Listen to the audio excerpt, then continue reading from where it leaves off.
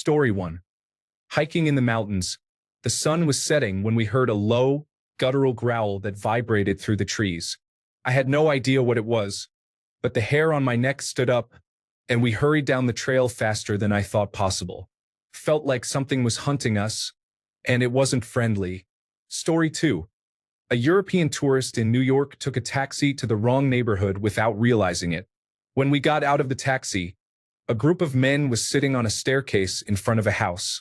They noticed us and immediately shook their heads as if to say we were at the wrong place. So we left promptly. Story 3. At around 2 a.m., while driving on an unlit road, we encountered a man lying perpendicular to the road. The driver slowed down and began to unbuckle his seatbelt to help the man move off the road. Something felt wrong, so I advised him not to stop and to drive around instead. On the way back, the body was no longer there. Could have just been a drunk individual, or it might have been a trap. I will never know. Story 4. Heard gunshots while walking in a park. Being in a group of people running in desperation truly makes you feel like prey, and your primal instincts take over. Story 5. I was in China with a friend, and we were walking late in a heavily trafficked part of the city. There was a man handing out girl cards, which are like business cards for brothels, as well as scams where they would forcefully take your money. We ignored him, but then I heard him on the phone a moment later say, "Get over here quick." Noticing that the usual police presence had left, I turned to my friend, who didn't speak Chinese, and told him we had to leave. We turned around, grabbed a taxi on the street we had just crossed, and quickly got away. I later learned that the man was part of one of the scams and always carried a watermelon knife, which is similar to a machete but smaller. Story 6. I was staying at a roadhouse on the Avenue of the Giants. The roadhouse had an attached bar and restaurant, and the locals were discussing possible mountain lions in the area. Early the next morning, I drove a few miles north, stretched, and set out for my run. A few yards down, I heard what could be described as a child wailing. In the complete silence of the pre-dawn, the sound was horrifying. I have never run faster in my life to my car. Story 7. I flew into a smaller terminal at Cancun International Airport with two friends. I am American and they are European nationals. After passport control, a border patrol agent said they had a taxi waiting if we wanted to take it. I declined, saying I would rather take the shuttle to the main airport, but my friends told me I was being paranoid and got into the car. It was locked from the inside, but fortunately, the Mexican police arrived before the car started driving. They informed us it was an illegal taxi and offered to give us a ride to our hotel instead.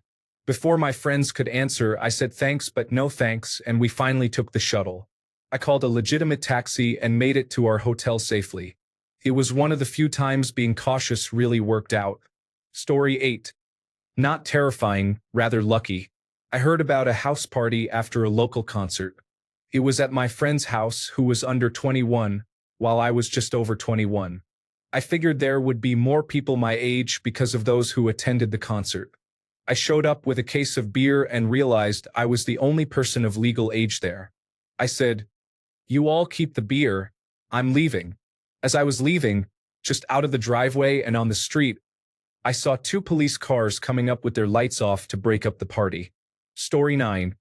During the Texas freeze, I lived in a trailer in the country with an infant, my now ex-husband, his son, and a hairless cat. We waited until we could wait no longer and left for my parents' house at midnight. It was icy. Our toilet water and dish soap were frozen solid, and covered pipes burst. We didn't return home for 5 days. Luckily, my parents are caterers, so we cooked for the power plant workers. My ex was indecisive, so I took charge, and I'm glad I did. We alternated sitting in the car, which was overwhelming. Additionally, carbon monoxide poisoning is a real risk, and people have died from it. I truly dislike January and February. Some might label this as actual trauma, and I would probably agree. Story 10. Years ago, I walked into a bank. As I pushed on the door, I locked eyes with the teller inside. She shook her head no. I then saw a person with a gun robbing the place. I quickly backed up, ran to my car, and called emergency services. I felt an unexpected moment of fear. Story 11. I saw a man get shot on a subway platform. Some brave individuals rushed to help. I just wanted to escape as quickly as possible. Story 12. While walking to a concert at the Prudential Center in Newark, I had bricks thrown at me. I ran away and ducked into a nearby bar to escape the person throwing bricks. Story 13. A shooting occurred in the parking lot of a mall. Everyone rushed in the opposite direction, which for me and about 24 people meant running into an Apple store. We all huddled in the back of the store until we received the all clear. Apparently, it was just a couple of individuals fighting over a parking space and not a mass shooter. It was scary, though. Story 14. I was part of a wilderness camping trip as a child with counselors in the mountains. We had just set up camp when suddenly people from higher up were fleeing down, and everyone was in a panic. A forest fire was rapidly descending towards us. The counselors quickly packed what they could into the vans, gathered around 15 kids, and got us out. We ended up at a random restaurant. As an adult, I think about how terrifying it must have been for those young counselors responsible for the lives of a group of 10-year-olds to get us to safety. Story 15. The moment I almost died on January 15, 2025, I had no idea how badly injured I was. It replays in my mind every day.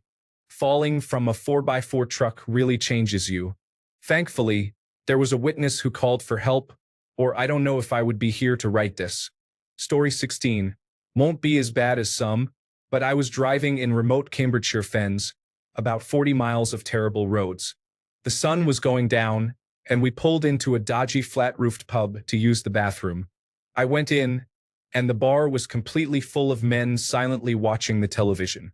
Not one of them moved, said anything, or acknowledged me in any way, not even the bartender. When I got to the bathroom, the light wasn't working, so I had to use it in the pitch black. The men were in the same positions when I got out. I got back in the car, and my girlfriend said she needed to use the restroom too. I told her to put her seatbelt back on because we were leaving before we were burned in the Wicker Man. I know it sounds silly, I just didn't want to be there when the sun went down. I drove quickly until I reached the motorway, then we pulled over again. Not sure why, but it was one of the creepiest and most unnerving experiences I've had. Something just told me to leave. Story 17. Stuck upside down in a narrow shaft at the end of a cave, 30 meters below the surface with a suspected broken shoulder. The only way out is a prolonged squeeze that requires careful control of breathing to navigate. Story 18. The day before the COVID lockdown restrictions, the mall was packed. While I was eating with a friend at a food stall, a whole crowd of people approached the exit near us in panic. Apparently, someone was firing shots after a botched robbery. Story 19. When my house caught fire, my son was still in bed, asleep, and I had to almost drag him out. There was huge relief when the fire department arrived. We were all safe, though. There was some damage to the house, but nothing that couldn't be fixed. Story 20. Bushfires in Australia 20 years ago did not have the warnings and information we have now. It went from days of just annoying smoke to suddenly seeing water bombers flying overhead.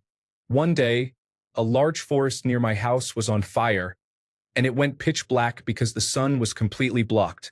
Fire was falling from the sky, and everyone was panicking, trying to evacuate all at once. Story 21. I was in Panama in the late 1990s for annual training with the Army and went to a club off post to have a few drinks with friends. We had been advised not to go off post and not to wear civilian clothes, as not everyone was welcoming to our presence. We spent a few hours drinking and laughing. Shortly after dark, we noticed militants lining the wall of the club with assault rifles and other weapons. We left almost immediately. Story 22. Donald Trump winning his second election with the help of the wealthiest person in the world and neo-Nazi individuals. Story 23. I saw someone flashing a gun in a movie theater lobby. I think it was fake, but I didn't stick around to find out. Story 24. I was in a store with a friend, looking down an aisle with my back towards most of the store. I felt a presence behind me, so I turned around quickly and came face to face with a man crouched slightly, his hands stretched towards my waist. He either tried to grab my rear or my wallet. When I turned around, we locked eyes. He quickly moved to another aisle, and I stood there for a moment, wondering what had almost happened. When I looked up again, he was staring at me from across the store, with just his eyes, eyebrows, and forehead visible over the aisle shelves. It was the scariest look. His eyes appeared enraged. My friend didn't notice anything unusual, but seeing him glaring at me made me say, "We need to go." She didn't ask questions, and we left. I didn't report it, but I wish I had. I was scared and just wanted to leave. Another time, I was walking down the street, and I noticed a man started following me. I tried to take a different route home until he stopped, but he continued to follow me across 3 streets and into an apartment complex. I got lost inside the complex and ended up in a fenced courtyard from which I couldn't find an exit. He was still following me, so I had to climb up an embankment to get out. I could not wait to get home. Also, I unknowingly got into the car of a driver who was under the influence of a stimulant and extremely agitated. You can guess how that ride went. Story 25. Growing up, 2 friends and I were exploring a nearby mountain when we noticed what looked like a large animal den at the base of a huge pine tree. It was early spring, so we saw human footprints in the snow leading up to the den. We assumed it was just someone else checking out the hole. We walked within 30 feet, and suddenly, a man dove out of the hole, running while carrying a shovel and screaming at us. We took off running, telling our heavier friend to hurry up or he would get caught. The man eventually gave up. One of the friends later reported seeing him outside their house, but who knows? There was also a time in 3rd or 4th grade when a kid tried to bring a loaded .30-06 rifle onto the bus to threaten some of us. The bus driver pushed him off the bus and stood in the doorway, blocking him. He aimed right at her face several times, but she didn't budge. They had a verbal standoff until the police arrived. He ran off into the woods with his rifle and we went to school. I saw him again around 8th grade after he had spent time in juvenile detention. Story 26. My mom and I were homeless and lived in and out of our car for a while, which has its downsides. We tried to park in nicer areas, but not so nice that we stood out. One night, 2 men started banging on the windows and yelling what sounded like German. We live in Massachusetts, USA. You never really slept when sleeping in a car. It's more like a half-sleep. My mom instantly woke up, turned the key, and we drove away. She made peace with my grandpa after that, and we stayed with him. So, although it was scary, thank you to the 2 men who possibly could have been carjackers. Story 27. When I was in junior high school, the chemical plant across the street exploded, knocking the power out. The smoke plume was visible in another state. Story 28. I was on my way to prepare for classes for my university entrance exam. At a crossing, I noticed people turning their cars around, coming out of stores, and looking at something behind me. When I turned around, I saw a large mushroom cloud. There were rumors about a possible bombing, but nobody actually expected it to happen in the city that evening. Story 29. I was at a furniture store when I saw a large man behaving inappropriately against one of the couches. He resembled a heavy-set boy with eyeliner.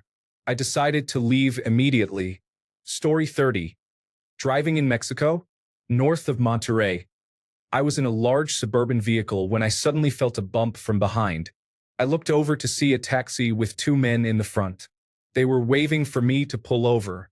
I noticed there was no back seat. I immediately thought, no, I am not pulling over to be robbed, assaulted, or harmed in the desert.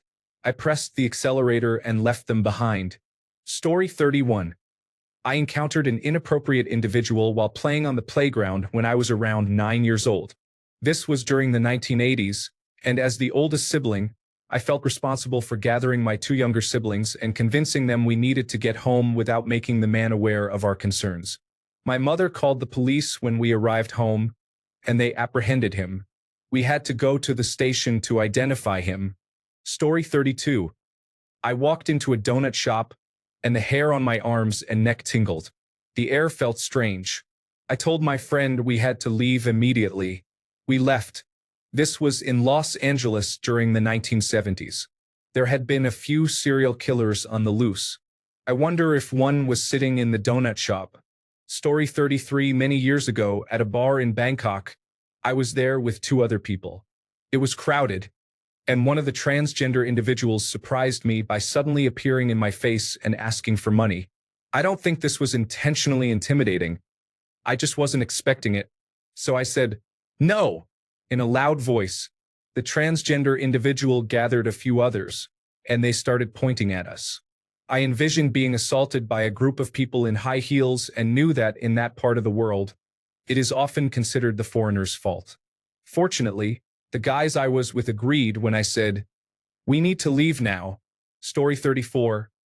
I know this probably doesn't count, but my kids and I were playing Pokemon Go when it was new. Everyone was out in our little town, and both kids and parents were helping each other. Then, just like a maniac, someone yelled, "Snorlax," and literally around 50 of us started running blocks away, through a field that said, "No trespassing," and over a chain to a church parking lot. Everyone who made it to the end of the chase caught him. It was beautiful. Story 35. Not as ominous as the rest, but I was in a pet store killing time before an appointment. Suddenly, I was filled with dread. As an anxious person, this isn't entirely unusual, so I initially tried to talk myself out of it for a minute or two, which felt like forever. I was so uncomfortable that I thought, "I don't need to be here," and went down the aisle to the side of the store to loop around back to the front door in the center. As soon as I got to the side of the aisle, a BMW SUV came crashing through the glass windows, knocking over the displays, straight into the cash register. It would have hit me dead on. Astoundingly, no one was injured. The driver accidentally hit the gas and was horribly upset. I walked in a bit of a daze. It still creeps me out as I'm typing this. Story 36. Walking with the kids in downtown Springfield, Missouri, we accidentally stayed out a little too late, not realizing how quickly the atmosphere changes around 8 p.m. While listening to live music in the main square, we suddenly heard loud pops, screams, and people running from around the corner. I picked up our 7-year-old and we ran. I told her someone was shooting off fireworks, which had frightened people. Story 37. I was with a diverse group of friends in France a long time ago. As we walked through a town square on a busy Saturday afternoon, a group of individuals took notice of us and started following us with ill intentions. I had to help guide my friends along a fast, winding route through restaurants, cafes, and side streets before we could escape. This experience changed how I perceive things when traveling internationally, even in countries known for their tolerance. Story 38. I was in a busy public square in France when a car drove by, slowed down, and someone threw something out of the window that landed with a metallic sound about 20 feet from me. A lady sitting on a bench next to where it landed jumped when she saw it. It was a small propane cylinder wrapped in duct tape. I picked up my child and ran. It didn't explode, and the police who arrived a few minutes later didn't make a big fuss, but it certainly looked like an improvised explosive device to me. Story 39. I was in Curitiba, Brazil, at a communist-themed bar called Fidel. The bartender was wearing a Che Guevara hat and had that look. I was with 4 other Americans. After a while, the bar emptied out, and we were the only ones aside from the bartender. Suddenly, he went over to the door, locked it, and closed a metal shutter over it so we were trapped inside. He looked at us, pointed to a stairwell, and said, "Upstairs now." We were all freaked out, but figured it was better to do what he said because he seemed serious. We went upstairs to a small room with chairs and a coffee table, thinking he was going to rob us or harm us, and I was looking for a window or some way to get out. We waited there in tense silence for a few minutes. Then, he came upstairs with a huge bong and explained that he closed the shutter because one of the customers had previously harassed tourists and had pulled a knife on someone the other day, often lingering around drunk outside the bar. He suggested we wait upstairs for about 30 minutes until the guy stumbled home. Then, he smoked us out on his huge bong, and we had a laugh before going back to the hostel. Story 40. One time, I took my sisters to the local park with my wife. We had a good time, and when it was time to go, I noticed a man in a beige sedan who seemed to be following us. I wasn't sure, but I remembered a time from my childhood when someone followed my mom, which made me uneasy. I quickly turned into a grocery store parking lot and parked. My wife began to wonder what was going on, so I explained my concerns.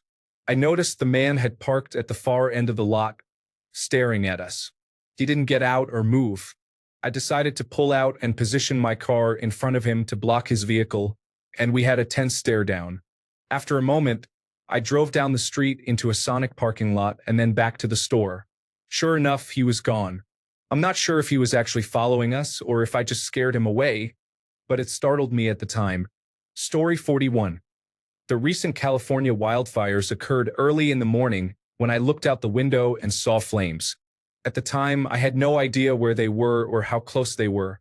I quickly woke my husband, grabbed our cats and an emergency bag, and left. Our house was fine. The flames were from some foliage on a fence 2 blocks away. However, I later found burned-out embers on my lawn, the size of my hand, blown there by the wind. All it would have taken was for one of those embers to land in the wrong spot. I know 2 people who lost their homes. My friend's house is okay, but the houses across the street from hers burned down, and the smoke contamination at her house is severe. Story 42. Almost more amusing than terrifying, though it felt quite bad at the time. I randomly walked into a bar with a friend who was out of his mind on cocaine and acting erratically. We ordered drinks and started looking around. We felt out of place, surrounded by people covered in the leather jackets of illegal biker clubs. We participated in a chugging contest, threw cash on the counter, and ran. Story 43. Decades ago, I was walking home alone through Shepherd's Bush in London a bit after midnight. 2 groups of men suddenly appeared and charged at each other, shouting taunts in anger. When I saw a few men pull out knives, my mind screamed, "Run away now," and I sprinted faster than ever before, not looking back. Story 44. Not terribly terrifying, but I led a group of students from a boarding school to a roller skating rink. We pulled up and there was a fast food restaurant next door. The kids always want fast food, so I said, "Okay, I'll get a soda and then go to the rink." When I got to the register, the cashier said, "Those seem like nice kids. It's always nice to hear that they are being polite." I replied, "Thanks, yeah, they are nice kids." She responded, "You probably don't want to be here after 9. Thankfully, the kids figured out that a metal detector at a roller skating rink is a good indication we didn't want to stay long. We left at 8:15. Story 45. In high school, we would drive into Baltimore during lunch to pick up small bags of marijuana from a specific street. One day, we were scammed with a bag of oregano. As we drove back around the corner, the dealer saw us coming and lifted his shirt to reveal a gun tucked into his waistband. He was so calm and casual about it that it seemed even more threatening. We just kept driving by. Story 46. I went for a hike in March with my ex and our toddler. We arrived and found the trail was closed. My ex said it was fine to hike anyway. It was about 4 in the afternoon. Our car was the only one in the parking lot, and we were an hour's drive from home with no one knowing where we were. This was before cell phones. Against my better judgment, we started out and got lost within 30 minutes. It took over an hour to find the main trail as I tried to calm my rising anxiety and anger. We stopped for dinner on the way home, and I started shaking as I realized how dangerous that hike could have been. That was one of the top reasons for our divorce. After that, I never ignored my instincts again. Story 47. This was quite a funny misunderstanding. When I was a freshman in high school, I was walking to the bus stop one morning. It was still pretty dark outside, and I saw this enormous shooting star blazing through the sky. It was the most beautiful thing I had ever seen in my life up to that point. I made my wish and continued towards the bus stop. A minute later, I looked back at the sky and saw the shooting star falling back to Earth. It had this huge dome-like structure around it as it broke through the Earth's atmosphere, and it burned green, pink, and blue. It was massive. This was during a time when there was a lot of tension with North Korea and the threat of a nuclear invasion. I thought we were being bombed. I started racing home but kept stopping to look at it because I wasn't sure what it was, and I figured more people would be panicking like I was. Finally, the strange phenomenon burned up, and I got on the bus. I asked the bus driver what it was. Turned out to be a rocket. I had never seen a launch at night before. It was one of the coolest things I've seen, but definitely the most scared I think I've ever been. Story 48. Exploring Lombok with my boyfriend by scooter was quite an adventure. We had just taken a swim at a remote beach and were on our way back to our hostel. I was wearing shorts and my bikini top, while he was only wearing shorts. We passed an open-back truck filled with tough-looking men who were going in the opposite direction. When they passed, we noticed one man standing with a large rifle. I remember asking my boyfriend if he also saw the gun, and he said something like, "Yes. Good thing they're going the opposite direction." I looked back and saw the truck making a U-turn, with the man aiming the gun at us. We were extremely lucky to be passing a small town just a minute later, as the truck turned around again as soon as they saw other people. Story 49. This may sound unbelievable, but I assure you all the details are true. A friend and I started chatting with a traffic warden local to our school in central London when we were about 14 years old. He shared stories about hanging out with celebrities and claimed he could introduce us to various rhythm and blues stars we admired at the time. We were skeptical, but he invited us to meet him at Heathrow Airport one Saturday morning, where he indeed met an R&B group called Intro, who invited us to hang out at their hotel. We spent a day and night with them and had some private moments with two of the members.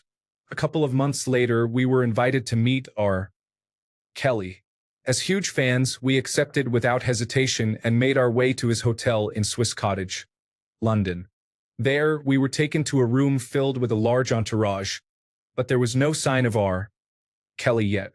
As time passed, the atmosphere began to feel unsettling, and we sensed we might not be able to leave at will. We were repeatedly told he would be down soon. I cannot emphasize enough how poor our decision-making was at that point in our lives, even as devoted fans of R. Kelly. Eventually, we both realized something was very wrong. We claimed we were going to the bathroom and made a run for it back to the subway. Our friend was quite upset and expressed that we had let him down. It was clear he was some sort of manipulator. When the news broke about R. Kelly nearly 20 years later, we were no longer close friends, but we exchanged a few messages, astonished that our instincts had protected us during our naive teenage years. Story 50. The Seoul Halloween crowd crush in 2022 was a tragic event. I was there with my friends, surrounded by many people. Took us about 5 hours to leave the scene. I still can't get over it. Rest in peace to the victims. Story 51. I was at a battalion-level forward operating base. It was very small. Almost the entire base went on a mission. I had to stay back and monitor radios. A group of trucks approached the front gate, throwing Molotov cocktails. I believe there were only about 50 people on the base. I was more concerned about that situation than going out with the quick reaction force to clear houses. I thought there was a coordinated attack plan to take over the base, and I worried that all the locals inside would join in. There was no way any of this would actually work, but that didn't mean I didn't think they would try. Story 52. When I was a flight attendant, it was my first time in Newark, New Jersey, for a layover. I decided to go for a nice summer walk after working for 12 hours. I ended up in the wrong neighborhood and got a bad feeling about being there alone. I have never walked back to my hotel so fast. Story 53. I was in my early 20s with my girlfriend on the PATH train when a group of 5 teenagers boarded at the next stop. I made eye contact with them. There was no one else in the car except for my girlfriend and me.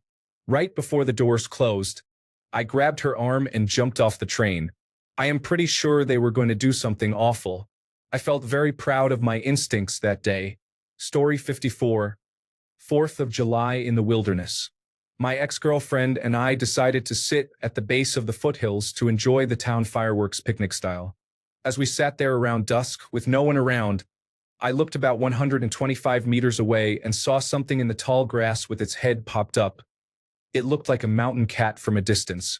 I didn't think much of it, assuming my mind was just playing tricks on me, so I looked away. A minute or two later, I looked back in the general direction, and the cat was clearer and making a direct line for us. I asked my ex-girlfriend if she saw what I saw, and she replied, "Oh my God, that's a mountain lion." We didn't wait to ask questions. We left quickly. Story 55. About 20 years ago, I was at a bar in Baltimore with my wife's friend from college and her new boyfriend. My wife's friend is white and her boyfriend is black. My wife and I are also white.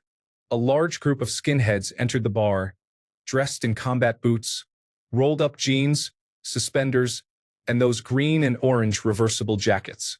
After a couple of drinks, they started giving our table intense looks. I glanced at the boyfriend, whose name I have unfortunately forgotten, and said, "I'm sorry, but I think we should get out of here." He responded, "I was about to say the same thing." We quickly left some cash on the table to cover our bill and hurried out of there. Story 56. When Hurricane Harvey was still in the Gulf, making its second round back toward the Texas shore, my job at the time said they would not close unless the Houston Independent School District closed. My 13-year-old daughter and I lived in Pearland, and she was attending Pearland Independent School District at the time. A text came from the school that Thursday evening. We evacuated to College Station that evening and then drove to Temple the next day, where we stayed for a full week while the Houston area became flooded or surrounded by water. Story 57. Years ago, some friends and I were bowling in a dangerous part of town at night. Suddenly, the lady running the place approached us and informed us that some gang members were about to enter. She sneaked us out the back of the establishment. I had no idea what was happening, but nothing seemed to occur, and we ended up getting free bowling that night. Story 58. I was longboarding home after being at a friend's house. It was around 3 a.m., and I was slightly intoxicated. As I rode peacefully through the middle of the city, I noticed 4 men walking towards me. They spread out, presumably to let me pass, with 2 on each side of the street. Before I had time to react, I passed the first man, who hit me in the back of the neck with a telescopic baton. I had never moved that quickly in my life. I guess they were surprised I didn't fall, as they threw a few glass bottles at me and chased after me, but fortunately, I was faster. I ended up with a large bruise on my neck that lasted for a few weeks. I don't want to imagine what would have happened if they had caught me. Story 59. I was walking in Portland, Oregon, in 2022 after taking a bus trip to the Columbia River Gorge and Multnomah Falls. It was dark when I returned to the Amtrak station, and I had to walk back to my hostel, which was about a mile away. I felt uneasy as there were some disoriented individuals by the station. However, once I reached the hostel, I felt much safer. I wasn't in any real danger, and I don't usually put myself in questionable situations, but I felt really uneasy that night. Yes, I was traveling alone at that time. Story 60. A friend and I were playing along a river bend in Michigan after a modest rain. The river curved at this spot and carved into the sandy hillside, creating a nice, almost beach-like cove. While we were sitting there playing and making sandcastles, we heard a series of snaps. We looked up, and the trees on the hilltop were shivering. We both panicked and bolted, not fully understanding why. About 5 seconds later, the entire hilltop liquefied and slushed down over the bank and into the river. I'm talking about an area of approximately 40 by 100 feet with trees included that just collapsed. Story 61. This happened to me last weekend. I was driving home from work at 3 a.m. and needed some gas. I pulled into a gas station that was closed, but the pumps were on, and I immediately saw a car pull in from the other side of the gas station. They slowly drove by me, and I looked in their car. They were both staring at me. They stopped at one of the pumps, and I thought, nope, and left without filling up. I believe my instinct was right because as soon as I started driving, those guys drove off. They were not there to get gas. Story 62. I was cutting through a college campus at night with some friends from high school. There was a small pond, and a man was lying flat on his back in a yellow hazmat suit. One of my friends ran up to him even though we were begging her not to because it was obviously strange. Once she reached him, he immediately sat straight up. We took off running, and other people started running between the trees and bushes, as if they were hiding. I don't know what it was about, why they were doing that, or what their goal was, but sometimes I convince myself it didn't happen because it makes no sense. Story 63. Sleeping with my husband and 2 small children in a tent at a lion sanctuary. We had fallen asleep to the sound of roughly 20 lions in enclosures around us roaring at each other. As night fell, They warmed up and began to communicate about their day. It was loud for quite a while. At 3 a.m., I was awakened by a loud alarm. It's probably nothing, I thought. Then I heard the sound of a quad bike speeding past the tent. One of the staff had obviously come rushing in response to the alarm. I spent the rest of the night wide awake, wondering if lions can get into tents and what to do if one did. Can they jump onto the top bunk? It was 3 a.m. I wasn't at my most logical. The next morning, the staff confirmed that it had, in fact, been little Leo, who was rescued from a balcony in Beirut as a cub, damaging his fence in an attempt to break out. Reassuringly, lions are unlikely to break into tents, as they don't realize they can be food packaging. Story 64. This is somewhat tame, but I will share it anyway. We live in a small town close to a forest. One night, we heard someone screaming for help right outside our house, and I froze in place. The screaming continued and sounded like a woman in trouble, accompanied by some bushes rustling nearby. My boyfriend and I tried looking out the window to see if we could spot whoever it was, but we couldn't see anyone. Eventually, we decided to step outside, a very foolish decision, I know, but we were only 19 at the time. As soon as we went outside and slowly headed toward the noise, it stopped, and a deep guttural growl was heard. It wasn't a human. It was two badgers fighting. As soon as we heard that growl, we hurried back inside and let them continue until they stopped after an hour. I'm just relieved we didn't get any closer than we already did. Otherwise, that night could have ended very differently. Story 65. A major hailstorm in Rock Hill, South Carolina. Last year was unlike anything we had experienced before, with hail the size of tennis balls.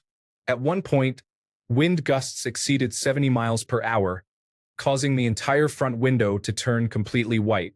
The houses across the street vanished from view, and the noise was overwhelming, reminiscent of a monster trampling through. It turned out that the roof of a gas station a few hundred feet away had collapsed, creating that sound. We quickly retreated to the bathroom to ride it out.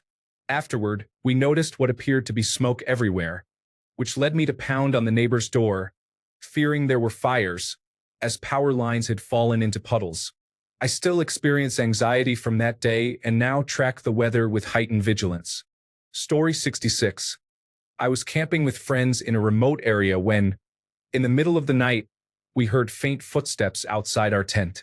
At first, we thought it was an animal, but then we heard a low, eerie whistle followed by scratching noises, as if something was trying to get in. We froze, terrified, knowing it wasn't any animal we had encountered before. Without thinking, we packed up and hiked out in the dark, not stopping until we reached the main road. To this day, I have no idea what it was, but I have never camped in a remote spot again. Thanks a bunch for sticking around till the end of the video. Remember to subscribe, and until next time, stay awesome and goodbye.